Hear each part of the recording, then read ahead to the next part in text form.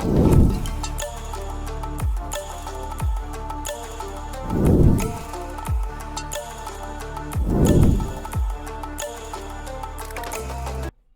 to Far East Wargaming, bringing you another Heresy update. I'm Richard, your host, and this week Jason sadly won't be joining us. It is going to be a quick one, however. So last week we talked about some of the latest updates for the Heresy, and we thought we would get a new Consul model because prior to that we had just received the Loyalist Overseer. But alas, that wasn't to be the case. They did release it, however, this week on Thursday. So the model we're looking at is the Traitor Overseer here. It's been a few days, and I'm sure you've all had a chance to digest this.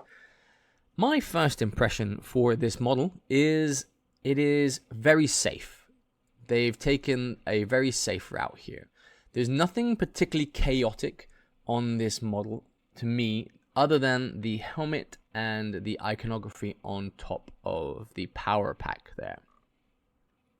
I could quite easily see this being used by both Loyalists and Traitors.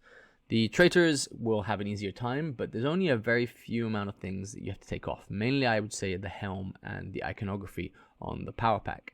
And that's no different from some of the Vexillas we've had on the Mark 6 armors. The things I do like about this is the added detail we're getting onto a relatively plain model here. So we've got the increased trim over the Mark 6 armors, and then we're using the metallics and the chains on the tabard. I particularly like the chain wrapped around the right calf there. I think it adds a nice little touch. And an interesting take on the torso, bringing me some Mark 5 vibes with the power cabling that we have. Normally the Mark 6 torso is a lot cleaner than this. Now, whilst the Loyalist Consul got the Power Maul upgrade for the Overseer, the Traitor is getting the Power Lash. So again, nice to see how they've modeled this.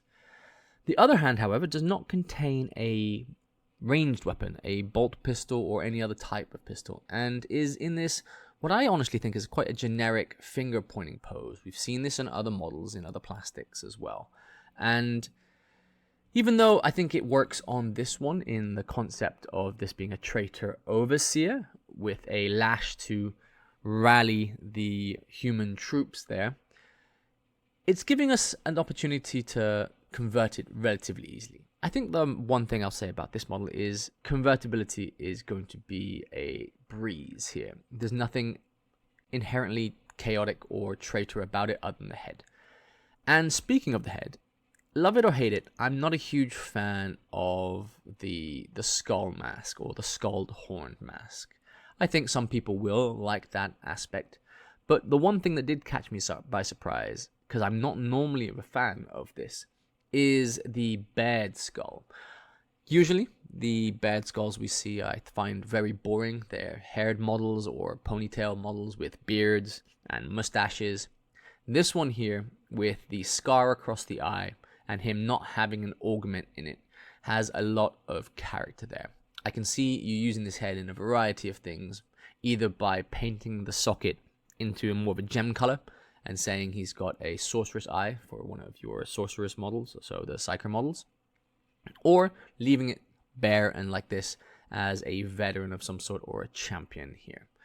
I see a lot of potential for conversions in this one, just because I can see this being used very easily as a traitor chaplain by just swapping out the power lash there.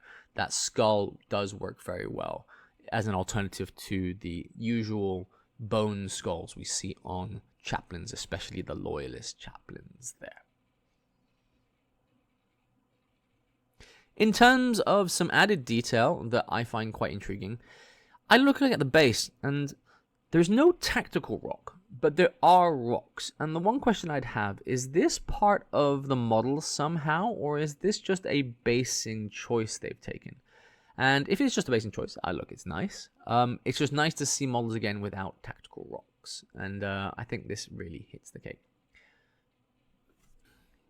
Now, even though Jason isn't with us today, he has sent some of his comments, and I think this is a valid one that I missed, that this is very close to what we have in the 40k Chaos Space Marines. So it's maybe giving us, I'd say, the green light to be using the 40k Chaos Space Marine models in 30k here, especially with the new sizes we've all got. And putting this guy in or making new consoles out of some of the 40k models might be more viable or more blend in more seamlessly with the range there. All in all, I don't think this is a bad model. I do think they kept it on the safe side. It's a lot safer than the previous Loyalist Overseer model here. There's going to be very little modifications needed for either side, which is a good thing. I like to have some more detailed console models that can be converted quite easily here. And I honestly think, even though we haven't seen the resin itself, just from the way it looks like it's been built, it's going to be very easy to do some very simple swaps and use this model here. And we always like convertibility at Far East Wargaming.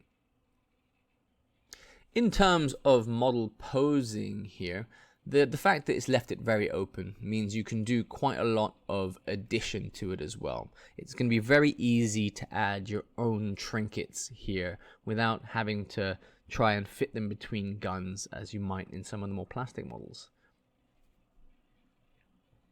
But all in all, I think this is a very successful release for Games Workshop and the Horus Heresy, and it is a positive outlook on things to come. We are hoping that they're going to be releasing more Heresy Thursday updates on a regular basis. Only time will tell with Games Workshop, but we'll see how it goes in 2025. For us at Far East Wargaming, we've got lots of things planned. Specifically in our local community, we're looking to start something of a slow grow league, and we're putting the final touches on that. And we're also looking to open this up to our Far East Wargaming viewers. We'll have more details as and when that becomes a reality here, but expect some news within the week. Once again, want to thank everybody who was with us since the beginning here, and we're hoping for a very nice 2025 for Far East Wargaming. We're going to continue to grow organically, and thanks for all of the support. We'll be bringing you some battle reports, both Horus Heresy related and Horus Heresy adjacent throughout the year. So if you haven't already, please hit that like and subscribe button just to help us grow and help with the YouTube algorithm. But from me, thank you very much for tuning in, and we'll catch you on the next one.